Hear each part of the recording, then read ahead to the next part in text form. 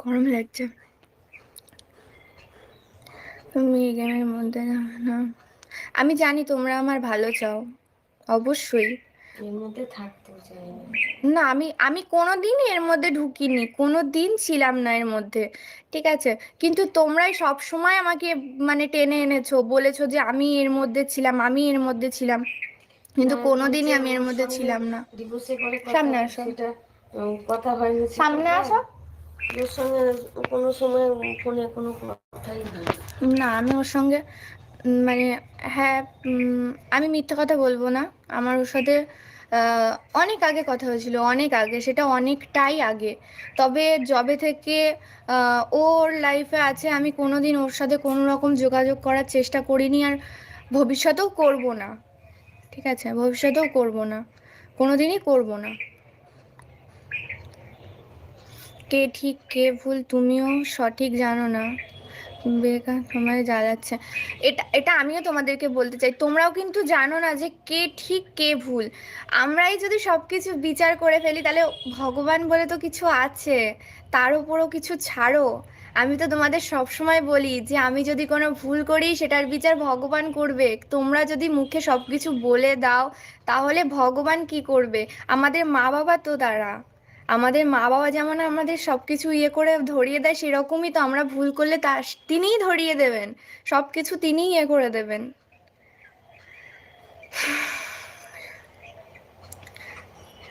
মিমির পাশে থাকো। ওই যে বললাম, যদি আমার সঙ্গে আমার ও কথা বলতে চায়, আমি বলছি না, আমি বলছি বা বলবো, কিন্তু সেরকম যদি কখনো সিচুয়েশন আসে, অবশ্যই কথা বলবো।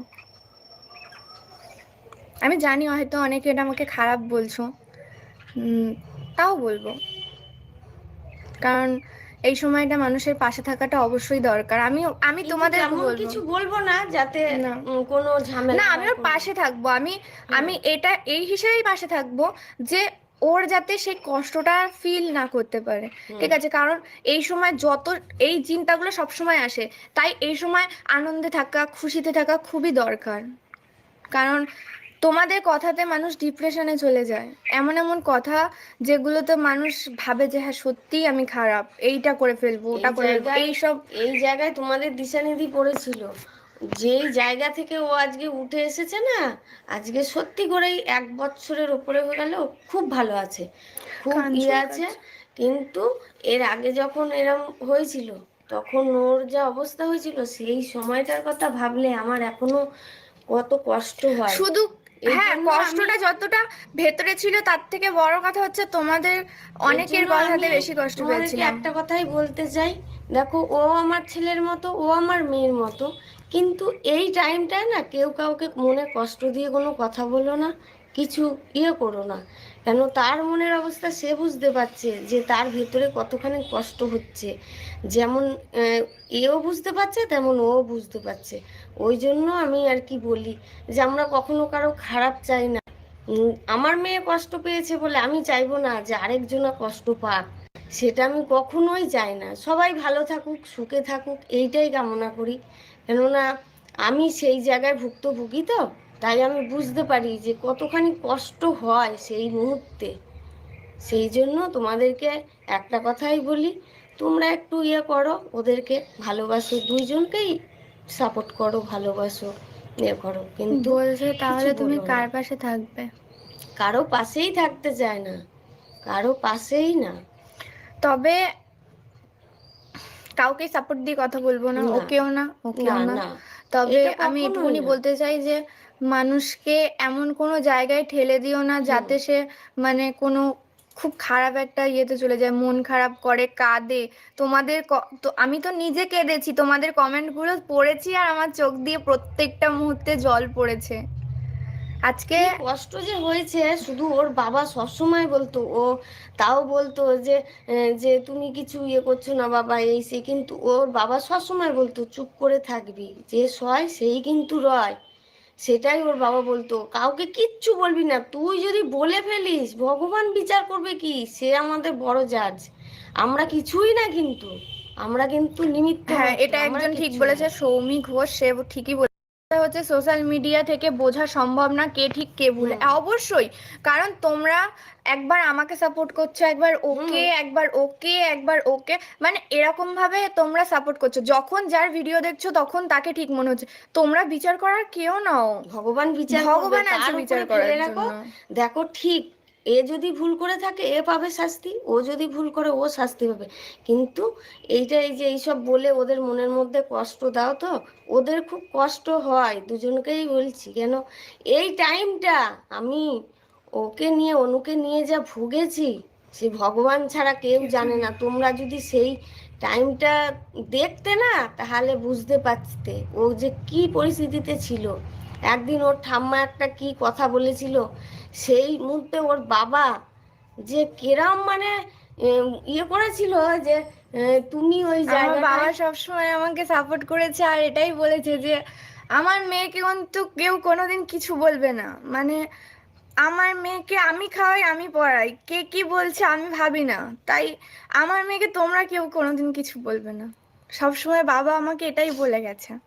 কোনোদিন মানে হয়তো মাও রাগের মাথায় অনেক সময় অনেক কিছু রাগ রাগ করে বলেছে, মন থেকে কখনোই হ্যাঁ, বলেনি। অনেক সময় রাগ করে বলেছি যে কিন্তু বাবা এরম কখনোই করেছিলিস, বলেনি, দেখ বাবা এবার সবসময় বুঝতে পারছিস বলতো। তো এই সে। কিন্তু ওর বাবা কোনো দিন আরো ওকে সব সময় সাপোর্ট করেছে, মাথায় হাত বুলিয়ে কোনো কষ্ট হলেই হলে তুই আমাকে বলবি, আমার সঙ্গে ইয়ে করবি, তোর বেরোতে ইচ্ছে হলে আমার সঙ্গে, তোর বেরোতে লজ্জা করে কেন? ও বেরোতে পারতো না সেই টাইমটা, মার্কস ছিল বলে, সত্যি করে মার্কস ছিল বলে না, ও কলেজে ভর্তি হওয়া, সাইবার ক্যাফে যাওয়া, এইসবগুলো ওর খুব মানে ইয়ে হয়েছে।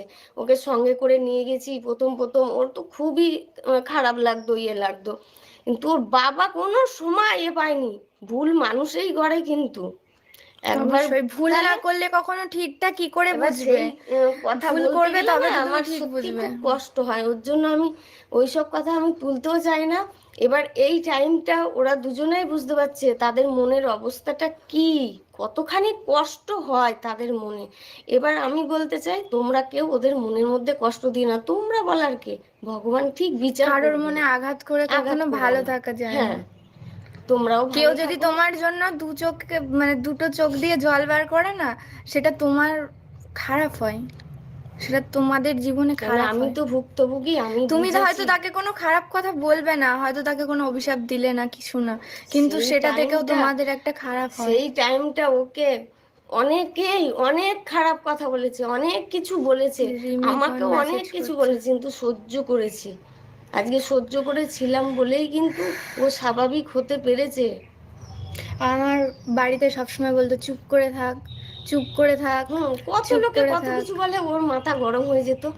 দিয়ে ওর বাবা বলতো, আমি বলতাম চুপ করে থাকো, চুপ কর, কিচ্ছু বলবি না, কেন বলবি, তুই বলবি। আবার দেখো, এই নিয়ে কারোরই দোষ অশান্তি। না এখানে, বোনেরও দোষ না, হুম, আমারও না, কারণই না, মানে ওদের কারোরও তো বলছি না, সবটাই কপাল। যদি কপালের দোষ। যদি কপালে থাকে না সব কিছু ভালো হয়, আর যদি কপালে না থাকে না সেই ভালো জিনিসটাও খারাপ হয়ে যায়। এটা আমি মানে বুঝি হয়তো। আমি আগে ভাবতাম হ্যাঁ এই হয়েছে, এইটাই বুঝি দোষ ছিল, এটাই বুঝি এই ছিল। ওসব কিছুই না, সবটাই কপাল। ভগবান তোমার জন্য যেটা লিখেছে, যেটা তোমার হওয়ার সেটাই হবে। ভগবান যেটা করে তার থেকে বেটার কিছু তোমার জীবনে আশা করে থাকতে পারো তোমরা, মানে এর থেকে ভালো কিছু হবে তোমাদের জীবনে। আজকে রিমি বোন বলছে লাইভে আছে, ও নাকি মেসেজ করেছে, আমি দেখতে পাইনি মেসেজটা। তো আমি রিমিকে একটা কথা বলবো, বোন তোমাকে আমি বলছি, তুমি যেটা হয়েছে সেটা ভাগ্য বলে মেনে নাও। আর হুম, ওই দিকেও আমি ওকেও বলবো দেখ, তুই যেটা হয়েছে ভাগ্য বলে মেনে নে, ঠিক আছে? যেটা হয় ভালোর জন্য হয়, কারো দোষ কার ভুল হ্যাঁ। সেটা বিচার করা তুই বা ও আমরা কেউ নই, ঠিক আছে? যদি আর তুই ভুল এটা করে থাকিস তাহলে তোরটা ভগবান বিচার করবে, যদি ঠিক করে থাকিস সেটা তোর বিচার করবে। যেমন রিমি বোনকেও বলছি, বোন তুই যদি ঠিক থাকিস তাহলে তোকে কেউ একদিন কিচ্ছুই ফল বলবে পাবে, না। তুই আমি একদিন সেটাই বুঝতে পারবে বলছি। সবাই, ঠিক আছে? সবাই আর তখন বুঝতে ভগবান, পারবে। তুই যদি ভুল করে থাকিস ভগবান তার বিচার করবে। আর আমি মানে কে কতটা ভগবান মানে আমি জানি না, তবে আমি খুব ভগবান মানি, মানে আমি তার ওপরে কিচ্ছু মানে মানি না।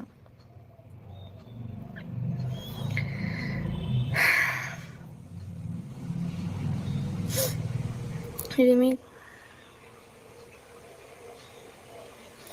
একটু জল দে মাম্মা। হুম।